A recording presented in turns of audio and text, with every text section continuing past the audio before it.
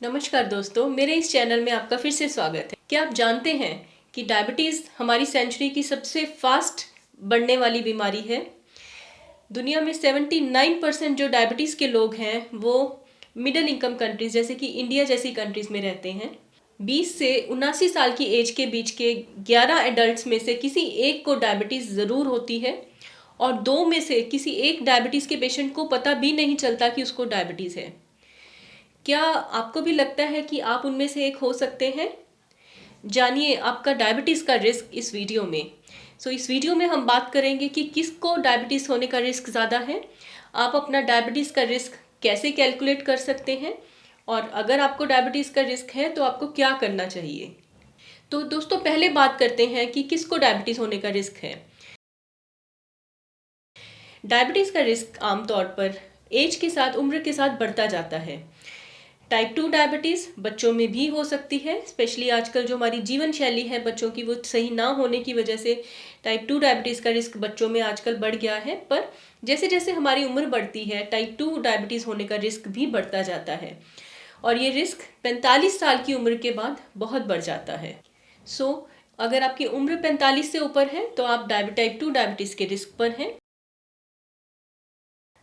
दूसरा risk factor है आपकी मोटापा या आपका वज़न। अगर आपका वज़न आपकी हाइट के हिसाब से ज़्यादा है या आपका बीएमआई, जिसको कि हम बॉडी मास इंडेक्स बोलते हैं, वो ज़रूरत से ज़्यादा है तो आप टाइप 2 डायबिटीज़ के रिस्क पर हैं। बीएमआई हमारे इंडिया के लोगों के लिए नॉर्मल बीएमआई जो हम लेते हैं वो है 23 किलोग्राम पर मीटर स्क्वायर। बीएमआई 23 से ऊपर मतलब आपका वज़न ज़्यादा है और आपको टाइप 2 डायबिटीज़ का रिस्क है। तीसरा रिस्क फैक्टर है फिजिकल एक्टिविटी ना करना। अगर आप कोई फिजिकल एक्टिविटी नहीं कर रहे हैं जैसे कि सैर या कोई भी और एक्सरसाइज, तो आपका टाइप 2 डायबिटीज़ का रिस्क ज़्यादा है। अगर आपको ब्लड प्रेशर है या आप ब्लड प्रेशर की दवाई खाते हैं तो आपको डायबिटीज़ होने का रिस्क ज़्यादा है। अगर आपका कोलेस्ट्रॉल नॉर्मल से ज़्यादा है तो भी आपको टाइप 2 डायबिटीज़ होने का रिस्क है। अगर आपको पॉलीसिस्टिक ओवरी सिंड्रोम है, जो कि महिलाओं में हार्मोनल प्रॉब्लम को बोलते हैं, तो भी आपका टाइप 2 डायबिटीज़ होने का रिस्क ज़्यादा है। अगर आपको गर्भावस्था के दौरान डायबिटीज़ हुआ था तो भी आपका टाइप 2 डायबिटीज़ होने का रिस्क ज़्यादा है। और यदि आपके परिवार में, आपके माता पिता में या भाई बहनों में किसी को टाइप 2 डायबिटीज़ है तो भी आपका डायबिटीज़ होने का रिस्क ज़्यादा है। क्या आपको इनमें से कोई रिस्क फैक्टर है?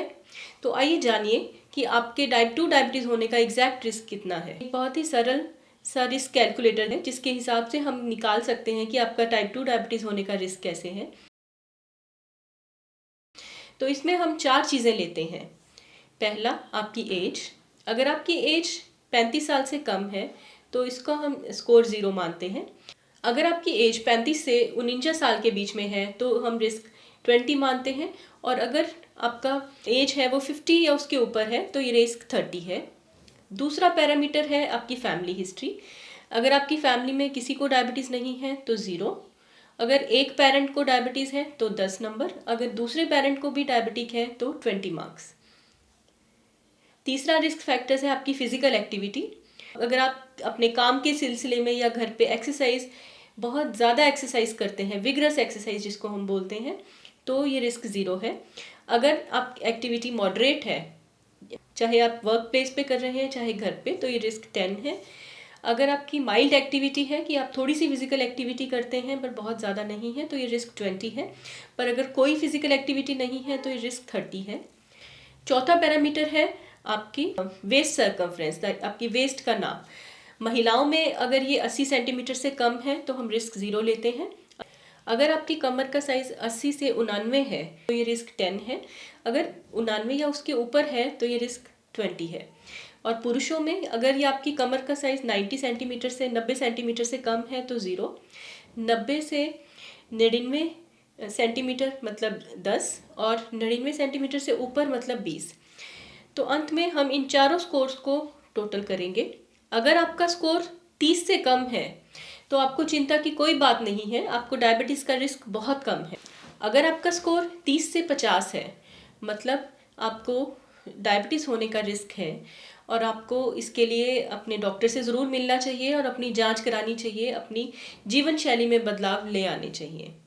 पर अगर ये रिस्क 50 के ऊपर है तो इसका मतलब कि आपको डायबिटीज़ होने का रिस्क बहुत ज़्यादा हाई है।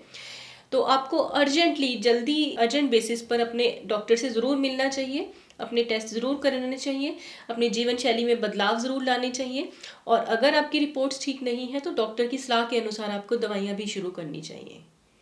तो दोस्तों आज के लिए बस इतना ही। अगर आप मेरे चैनल पर नए हैं तो मेरे चैनल को सब्सक्राइब ज़रूर करें, शेयर ज़रूर करें, लाइक ज़रूर करें और अगर आप एग्जिस्टिंग सब्सक्राइबर हैं तो आपका फिर से वीडियोस देखने के लिए शुक्रिया। सो अपनी सेहत का ध्यान रखें और मेरी तरफ से आपको शुभकामनाएं।